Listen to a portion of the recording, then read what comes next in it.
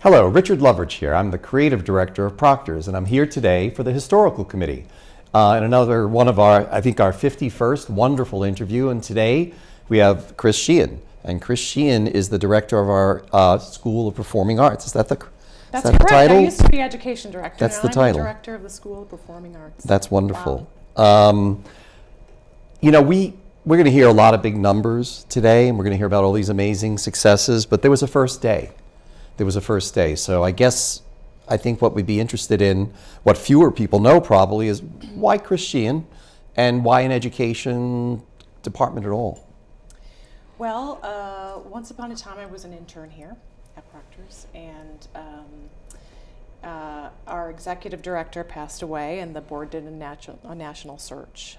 And so at that time, Philip interviewed me. I was an employee about that time, but Philip interviewed me, and he wanted to know about my background in education. He had heard about, my background in music and education, and he knew we didn't have an official education program here, and he asked me to build one. What was your background in education, if I may I have ask? a music education degree, and I also did business administration. So that's what I did before. And so he tapped me, and little did I know what it would encompass all these years. Right. But I agreed, and that's how we started. That was in 2002. 2002, and what did it look like in the first year or two? Back then, we started by building whole school-wide partnerships. We always had, even before I started, there was a youth program where we bussed children here to watch performances on our stage. And so we just built on that. So, the philosophy really back then with Philip and myself was, there's a lot that the arts can offer to education. That's the transformation of teaching and learning. So we started there, and we built, programs for Schenectady City School District, which was one of our major partners. And now we have, almost a dozen school partnerships where we build programs for their students. And we also bring them here for live performances. We built in artist workshops way back then. We did artist residencies where we connected artists that came here for our shows to common, to curriculum. So, one of the first projects that we did was with Miss Saigon, for example. Oh, wonderful. And we connected it to history, the global history classes. So those kind of things are what we developed first of all. We started a summer program even way back all those years ago. In just a couple of programs. Oh, did you really? Yep. I wasn't aware of that. So that's how we started, little by little, and then over the years we've just refined our programming, refined our partners. We decided, we established funding mechanisms, and those sorts of things. I know from having gone to Broadway League conferences that our education department is quite different, I think, than like the baseline theater education department. Would you agree with that? I don't know. I think every market needs to establish and brand their education program to what's needed in the community, right? So we have needs in our school partners that we want to serve, and we just make sure that whatever we build for our education program is in response to a community need. So one of the things we decided early on was that we were going to develop training programs, and that's how we started our summer programs. And we've continued to build and add, as people tell us, this is what I really like to see, this is what my students are interested in, and so we continue to do that. How do you see them differently? I see them, often I see that they're pretty much show-driven, a lot of the programs. So whatever the show requires, and they have a wonderful, like your Miss Saigon tie-in, I hear a lot about that, and maybe occasionally some other, as you said, special need that a school has. But I feel like we've taken it a great deal further. I don't know if they're, certainly we're headed there, right? Yeah. Yeah, you keep your shoes on, it gets crazy. In this room, we hear a lot about the history. So just getting away from education a little bit for a second, or maybe not, you're in a very different place, right? I mean, we've heard the history from myself here, from Peter Hughes, so we've heard it from marketing, from production. As the education person, how have you seen the changes that we've all seen, this great development here? What special insights do you have into Proctor's development that the public sees, that you see from the education department? Similarly, you mean? They could be. Not sure where you're going with this. Yeah, maybe not.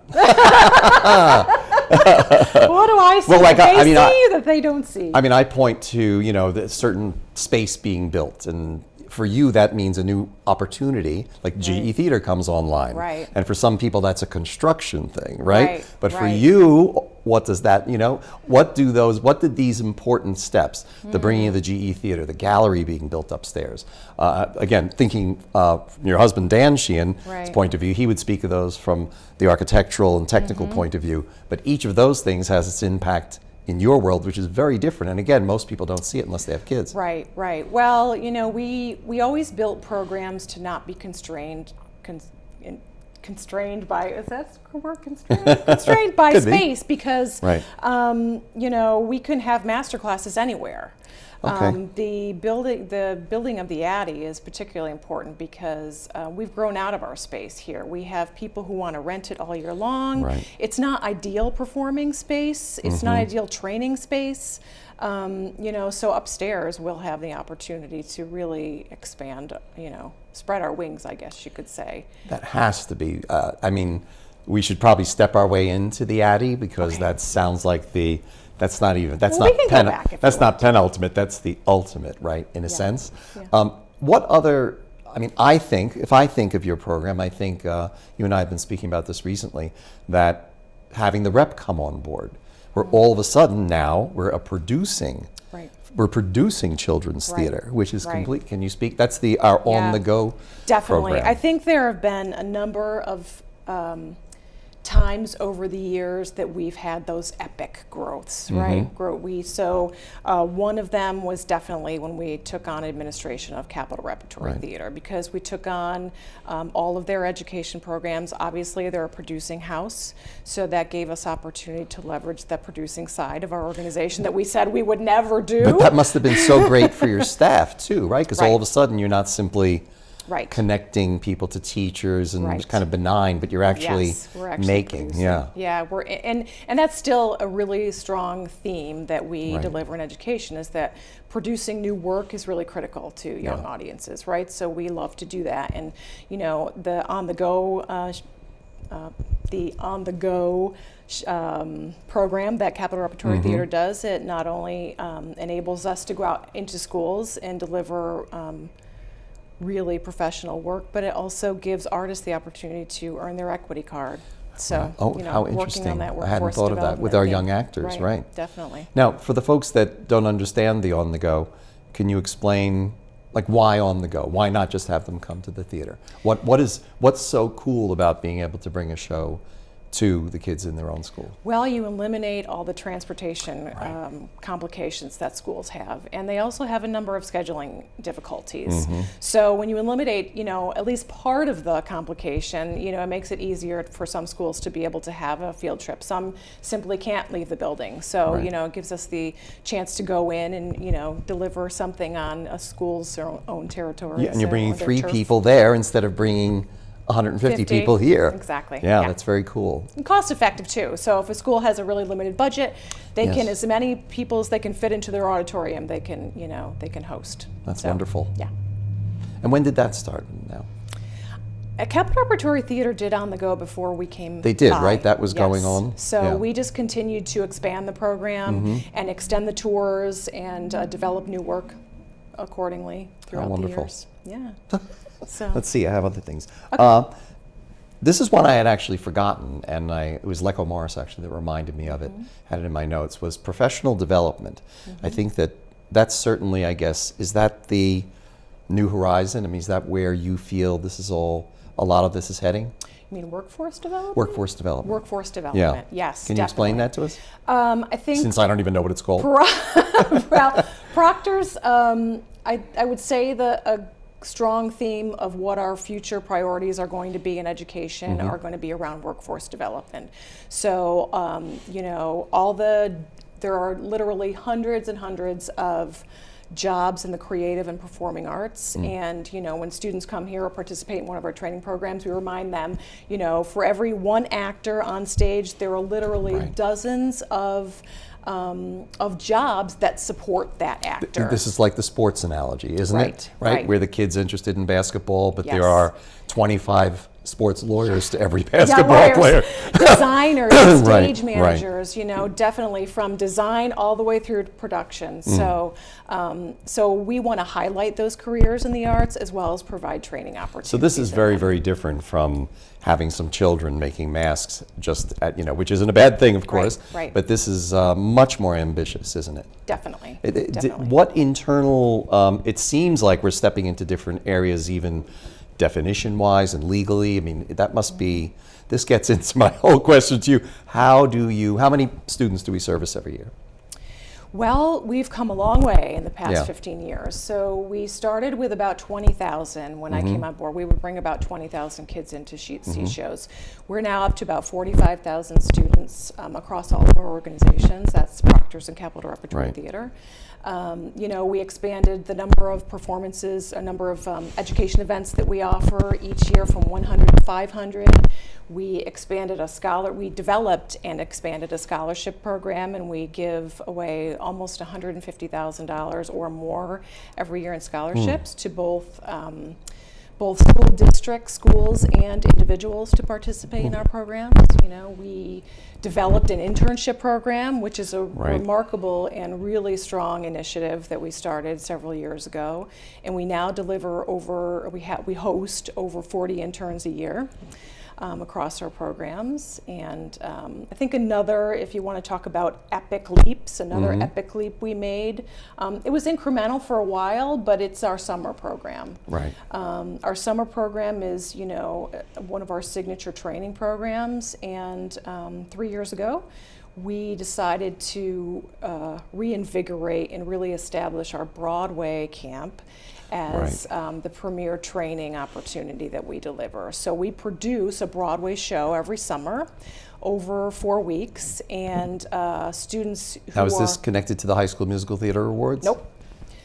So we offer training in acting, theater production, and orchestra, so pit orchestra. So students in all those 3 areas can come and do training with us throughout the summer. How many kids are involved in one production? In one production, we can have as many as 60 kids. Last year we had amazing. 64 kids, I believe. So that, in addition to the other 15 programs that we do over the summer, and we now host about 250 students over the summer. Dozens of adjunct faculty and interns participate in that.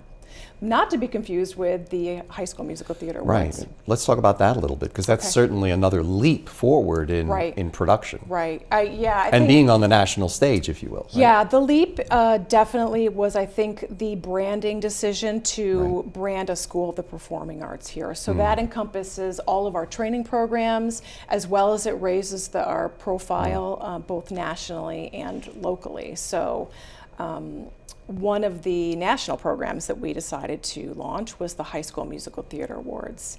And that makes us a regional representative to send 2 finalists to the National High School Musical Theater Awards, the Jimmy Awards, in New York City every year. Amazing. Yeah. So that's quite a compliment, isn't it, that schools would actually use their funding sources in a sense, right? But have the actual education take place here or through our systems. True. So how do you do it with so few staff? Well, we don't have so few staff anymore, I'm happy to say. That's one of the... How did you do it with so few staff? Well, you know, continuous incremental improvement we strive for here, right? So way back when there was just me, and then there was me and an assistant, and then there was a couple of us. But today we have 10 staff in our School of Performing Arts. We have 6 administrators and 4 teaching staff. 2 of them work out full-time in schools, and 1 we just hired for the Addy space, and he'll be doing... Who's that? That's Isaac Scranton. He is he's our technical theater instructor. Very cool. And I think there was a technical class and then a skip in between when there wasn't, when I first arrived about 10 years ago. It's a New Visions type of program. I remember that because one of your students, I still follow him on Facebook, Ricky. Really? Ricky Vitus, who's now a big special effects guy. He was on the Sci-Fi Channel. He was on one of the reality shows, and he's, I don't know, I often don't connect to exactly who he's working for, but the things that he's doing, even back then, are phenomenal. I wanted to buy one of his little Frankenstein heads.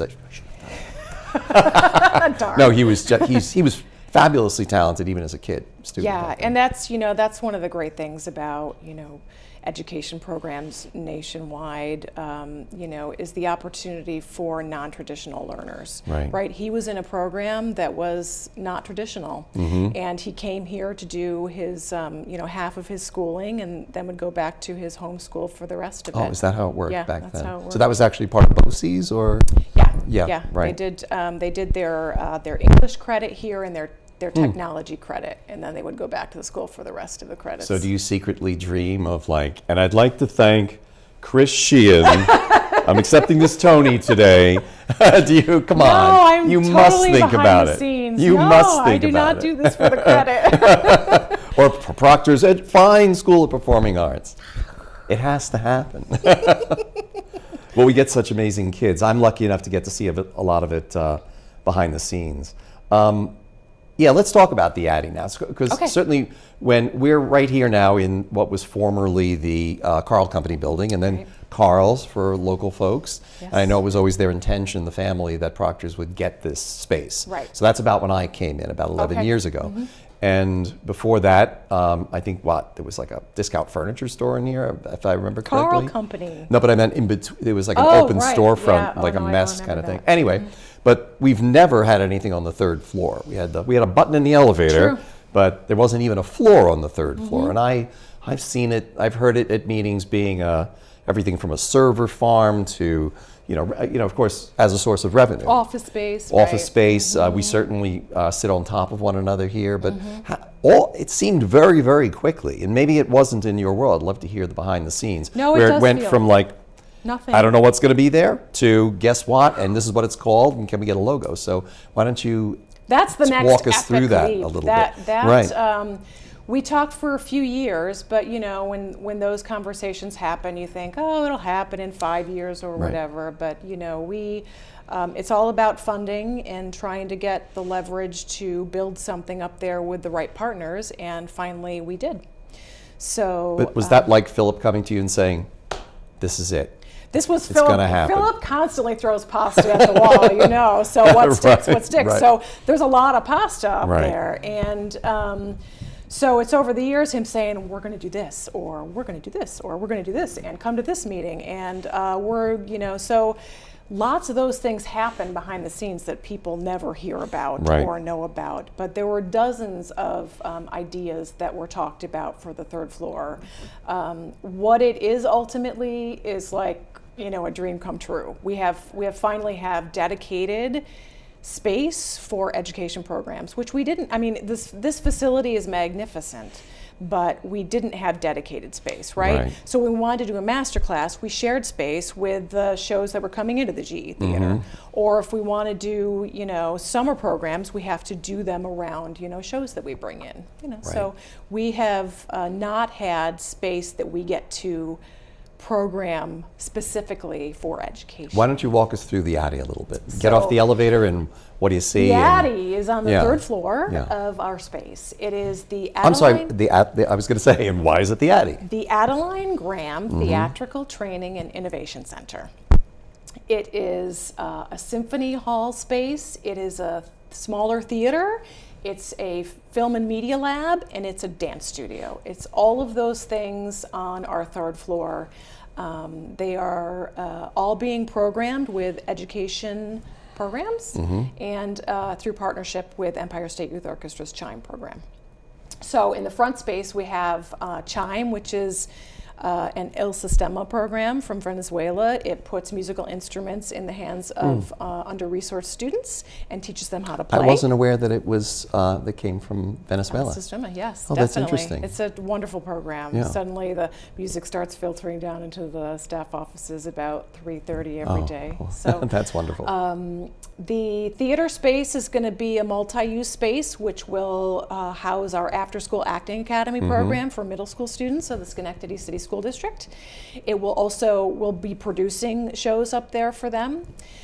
It's also our technical theater space, so the students, high school students who are here to learn technical theater skills will be serving as technicians for the acting academy performances.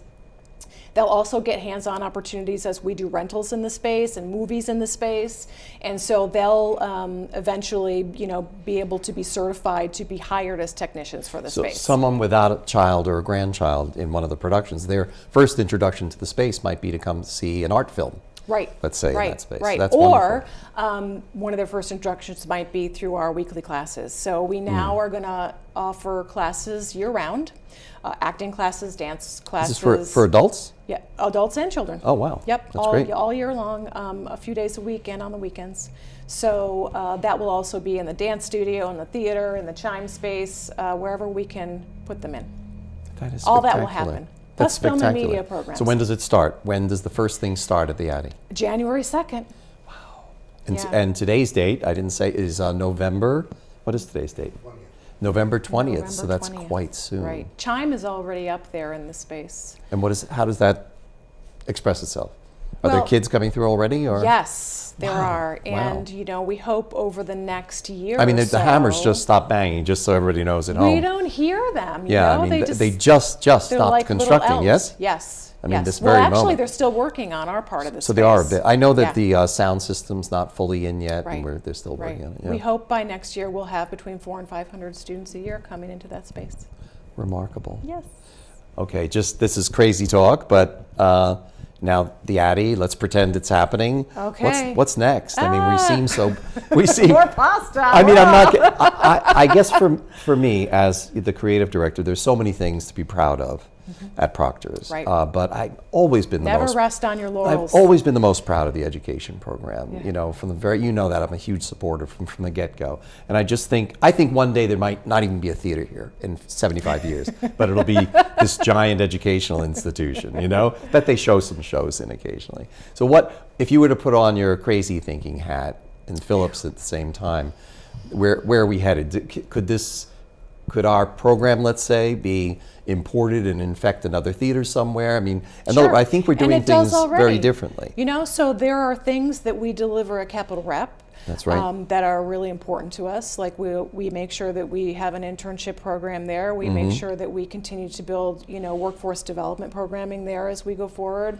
After school program is really a trending hot topic for education. So we're gonna, Right. you know, as we move into a new space there, we're gonna, you know, try to establish ourselves in a new community over there and develop programming that's relevant over there. How about in Saratoga? Will there be an education component? Absolutely. As well? Yeah. At Well, Universal Preservation Hall? Yes. Soon to go under construction itself, Yeah. right? So we're in strategic planning phases for all of those at the same time that Mm. we're, you know, growing into our space upstairs. Thank you. That's job security for me, by the way, for a creative director. New identities, that's it. Branding So and thank you. identities and all of that. Yes. Yes. So if you could go back in time and talk Never to would have guessed. talk to Chris Sheehan on that day that Philip was speaking to you, what advice would you give her? How could you possibly? First of all, you obviously wouldn't believe what's happened in I just wake 10 up years. sometimes and say I should pinch myself, right? If somebody 30 years ago said to me, Yeah. I knew I always wanted to be in the arts, right? But if somebody said, you're going to be a director of a performing arts center, of a school of the performing arts in a major performing arts center on the Broadway touring circuit, I would have been mind blown at that time. I couldn't have imagined the growth that we have done here at Proctors in such a small amount of time, I think, you know. 15 years. Would you have told her to like hang on tight or Oh, run sure. away? Oh or my gosh, I would say it would be a roller coaster that feels out of control at times. Right. But there's it always slows down. Thank goodness. You're watching it from the outside, it always seemed like it had at least some gentle ups and downs, Yeah. but now it's like, I mean, it really does feel like a juggernaut now. Well, like an unstoppable It is thing, right? I mean, unstoppable. it's not as though you could just, we'll take a break for a minute. No, That's not happening there's anymore. no breaks, definitely. Yeah. Yeah. Philip gave me advice long ago. He said, hang on for the ride Right. and, you know, be used to gray. Nothing is black and white. You know, Right. as you build partnerships and develop programs, you need to be flexible and adaptable. So. Well, I think that speaks to, I mean, you look around the office, right? People, it's not as though you can just move this and go to another theater and have almost the same job. Right, right. It's really, even in my small world of creative direction, there really isn't a lot in the capital region that would be as challenging or interesting as the continuing challenges here and the Definitely needs. challenging. Again, Yes. right now And we're rewarding. I'm sorry? And rewarding. And very rewarding, yeah. Well, challenge is reward Yes. in my world. I was the art director of the Times Union, and that was like more money, better insurance, but it's the challenges were very far away from one another. Yeah. You really had to have faith that something of interest might come up at Right. some time. Right. And that's hard for a creative person. Yeah. So do you feel it's pretty easy to retain quality staff? It is now, because they see a vision that's really remarkable and magnificent even for this region. You know, if Right. you want to work for a major performing arts center and are really looking for a wonderful career, Proctors is the place to I'm be. glad you say that, because I feel that way about our young artists. Yeah. I mean, there's certainly places in town where they can work and make more money. Right. But I've seen those portfolios. Right. And you might as well Right. just, Right. you better worry for your next job. Right. Because you'll spend 10 years at Beverage King somewhere and you'll have a BMW, but you have no good work, no national quality work. Right, right. No, you're not in that pressure, Right. that pressure cooker to create quality. Yeah. Whereas in our art department, you're basically part of your day, you're part of Disney.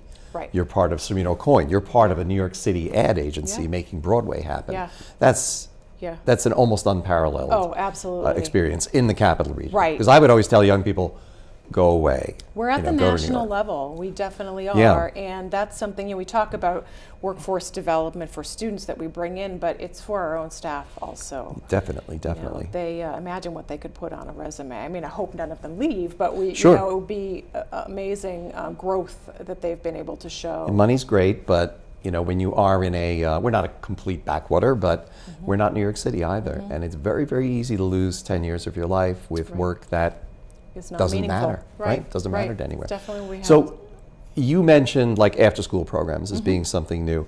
What other things are happening in education? Is it new technology? Is it gaming? I mean, are there possibilities around that? Definitely technology is Yeah. huge. Digital training is going to be big. There's a lot of special effects training that comes, all of our Broadway shows, you'll see all Boy, the that's for special sure. effects that are coming through there. So that's a huge trend. Oh, let's pause there for a second, because now haven't some of our kids actually worked with some of the teching that has come through? That's a great national program that we've Yeah. developed. So that's called our Broadway Tech Program. Right. When We should probably explain teching to the audience why as don't well. you do that? Okay, so teching happens when you go to see the show in New York City, this fabulous show, let's call it The Show. So you go to see The Show on Broadway, and it's either finishing its time there or continuing, but ready to also go on the road. Right. So how does it go on the road, right? So you Right. need that same set, those same drapes, those same sound devices. Well, now they have to fit in a truck Yes. and get packed up, unpacked at various theaters all over, different sizes, different specs. Teching comes in. Yes. So it has to go to some theater where it gets developed in that way. So the parts, we've seen the parts for these shows come from the United Kingdom, from other over. countries, from out west, from New York City, from Yeah. local suppliers like Adirondack, Right. to build set pieces, and they come here. We have a very big stage house here, so I've actually watched them as they tape the floor in smaller and smaller increments to pretend it's other theaters. That's how big yes. we are. We're big. So they can actually say, okay, now let's set up for this much smaller theater. Now, one thing that I never knew, a little bragging of Proctors, I think it was when, sorry, Blue Man, I'll give away a secret, but Blue Man was here, and they had these giant balls that you remember when they were here, and they passed them Yes, yes. off the stage into the audience. Yeah. And I was looking, and I had just been at the Bushnell like a week before in Connecticut. I said, where would those balls go in Connecticut? How could those balls, do you deflate them and reinflate them? They said, oh, it's a different show. So that was very eye-opening. I said, really? So they have to rehearse and be prepared for, let's say, I don't know how many demarcations there were, but certainly an A and a B version of the show where, guess what? you're not going to get the gigantic inflated balls because there's no, the stage house isn't large We get enough. the A version. We get the A version of all the shows because of the room, because of the foresight that Right. your husband actually and Philip had in the beginning to develop, not put all the money out front with fancy velvet and a Chihuly sculpture and all those nice things, darn. which are nice to have, but to make sure that the guts. And that's Right. what I think people may not understand, and that's very important in attracting the big shows here. So here we are. So we attract. I know Philip. I'm sure Philip's been here before, and we've heard about the tax credits and how teching ends up here in the first place. That's a whole wonderful story in itself. But okay, so the show comes here now. We have all of these talented people. I remember when Ghost was here, which is a little before your program, but there were magicians, there were special effects people, there were a master illusionist, all these The designers. wonderful, right? So Right. the theater that you're familiar with becomes transformed into a laboratory. Right. Right? So there's a seat, your velvet seat that you sit in, but in front of it is a big piece of plywood with 5 computer monitors and people buzzing back and forth, and they're experimenting with things. So then where did that come from? How did you look at that and say, this is an education opportunity? It was an opportunity to build something that could be replicated across the nation Hmm. if other markets who are able to do technical rehearsals. So you're do saying that. it started here? We built it. It's branded only exclusively to Proctors. That's crazy. So, and it really is kind of like a career orientation program for high school students. It's so that they can come and see what happens around a technical rehearsal, and we bring in industry professionals from both the touring company and also regionally to come and talk to the students about how they ended up in their position. How has this been accepted by like the Broadway community, from like if it's Disney or Right. wherever? So How do we they need- feel about it? We need their permission to do it, so we course. always ask, and Philip usually starts those conversations because they need to happen up Mm-hmm. there. And the first one we did was an American in Paris, of course, big one. because it's a huge one, and we Highly technical show, right, right? and we're also investors in the show, so we got their permission, and that was the first time we did it. And having their endorsement was certainly critical to our Right. ability to do it again and again. So how many shows do we have under our belt We've now? only done 2 so far, but we'll Was continue to do American them. in Paris. Every time we do a Broadway tech here, we will do one. And- The Color and Purple. Color Purple was the Color next Purple one. was the next one. Yes. And that was I guess, a much less technical show, right? A little Yes. straighter. Yes. Yes. Yeah. I know, because the time that they spent here. What a fabulous. Now you're suggesting that other theaters now are going to begin to do this as well? There are some that may be able to. Obviously, Mm-hmm. because of our proximity to New York, we get the techs that other Right. markets can't get. So, but we'll continue to offer it regardless. What a wonderful thing. Yay. Well, is there anything else you'd like to share with us? I don't Today? think so. We've What covered else that. can We've I covered say? everything. Oh, gosh. I just want to come back in 2 years and do this again, because I feel like it's going to be completely. We're going to have another great big boom, I think, after the Addy. The Addy is the. There's one thing we know at Proctors is you build the Addy and you say this is going to happen there, and then 5 more things happen there than you could possibly imagine. So. That's Proctors, yes. So you have to stay tuned. I just leave your computer on or TV on, and we'll just tune back in 3 or 4 years. Yes, we'll tell you what else And is we'll give going you an on. update. Well, this is Richard Lovrich again, signing off from the Historical Committee, and Chris Sheehan. And Thank you, Richard. yeah, we're glad to entertain you. I hope that you learned I a hope lot. it was I certainly entertaining. learned a lot. Thanks, Chris. You're welcome. Thank you.